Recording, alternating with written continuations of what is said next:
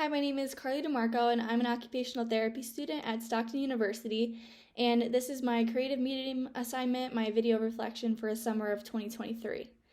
And just to preface before I begin talking, I am going off of a script just so I don't start to ramble and to make sure that I'm hitting all of my key points. So first question, do you consider yourself to be a creative person? And yes, I do consider myself to be a creative person to a certain extent. I don't know how to sew, and I just learned how to crochet over COVID. I made those big chunky knit blankets that are super easy to do. But I love the freedom creativity offers, especially in everyday life, not just in these crafts. Like, for example, when doing my makeup, I get to decide like what colors or what methods I use, or I can use products that aren't normally intended for what they are used for. And also when doing my hair, I can get creative in the hairstyles, although maybe not directly in this moment. But although I also love to read, so getting creative in the selection of books as well. I love to take part in crafts, even at my beginner level skill. I'm very open to learning more about other creative outlets in the future. Eventually, like when I own my own house or my own apartment, whatever it may be, I would love to like go and thrift furniture and then flip it to like kind of bring it back to life. And then, so the next question is, why do you think creativity is important in occupational therapy practice? Creativity is important in occupational therapy because we're often the ones to find and teach new ways of doing activities or occupations to enhance our clients' participation and well-being.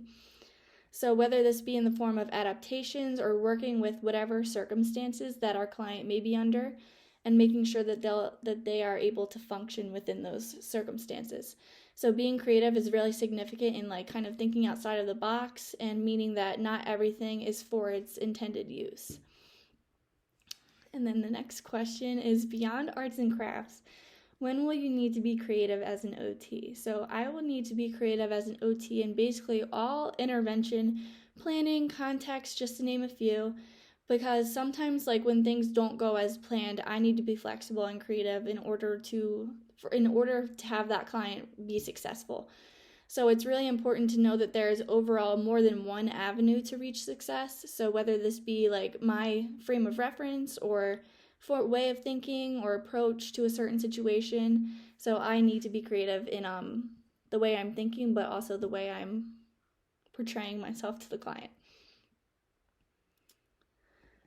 Next question is, how did you do with painting and sewing?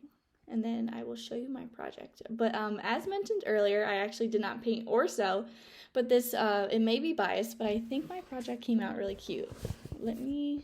I'm going to show you the embroidery first. Here's my embroidery.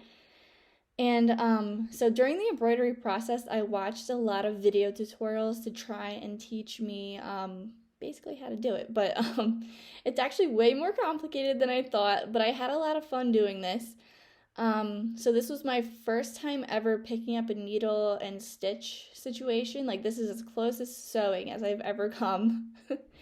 But I had a lot of fun. I love florals, so I added the flowers to the side. I wrote OT in the middle just because I honestly didn't know what to write in the middle. And the stitch you actually included was ombre, so I took like certain areas of the stitch. So as you can see, like the O is a little bit darker than the T, and these flowers up here are a little bit darker than the ones up here. So I tried to get a little bit fancy with it. So I had fun, or as fancy as I could get. Okay, so what type of basket did you make and why? So, to be completely honest, I decided to make this tote bag because it did not require any sewing. I'm completely intimidated by sewing, as I keep mentioning, although one day I would love to learn. This bag is also aesthetically pleasing, so it's actually really cute, and if you don't look closely, you can't really tell somebody made it, so... And once you watch my video, you can probably see that I messed up a few times and had to go back. I don't believe, I'll show you here, but this is my watermelon bag that I made. But I don't think that this seam belongs in the middle. Like, I think it was supposed to be more like this. with the handle going across, so I did something wrong, but it still looks really cute. It's very forgiving. And I got all of these materials from my local Walmart. Most of them I already had, like the stapler, hanger, steamer, things like that I already had. I decided to go with the watermelons because it was like just summer and very fitting. And actually, in the back of my video, I tried really hard to do the song Watermelon Sugar by Harry Styles. It wouldn't let me because of copywriting, so I got in trouble. But so I'm kind of sad about that. But it's also not the most sturdy bag I own, but this definitely can hold groceries and like other lightweight items just because it is made out of like staples and duct tape. But so definitely nothing too heavy in the bag. But so when this whole assignment's over, I do plan on giving this to my cousin because it would look great in her daughter's room, because her daughter's like whole room is very pink and summery. So how was the basket making is the next question. So the basket making overall went really well. As I mentioned before, this project is really forgiving, and if I messed up the duct tape, I could literally just pull the whole thing back and then like kind of rip it off, but without damaging anything else. So I did have to do that a few times. I had duct tape everywhere, green neon duct tape. But it did become a little bit tiring to consistently pull the duct tape over and over and over again because it's kind of hard, and I don't exactly have the best upper body strength, so I will definitely have to keep that in mind if I ever plan on doing this with a client, because yeah, it's kind of hard. But as you can see, I used a lot of duct tape, so it was a lot of pulling, a lot of upper body workout there. But I would love to try this again in different colors, and this makes a great gift for somebody, or even if somebody were to use this every day for their groceries and make it kind of fun, it's completely customizable, so you can do anything you want. And something I learned from this assignment, would be that you definitely don't need to be a professional in order to make something really useful.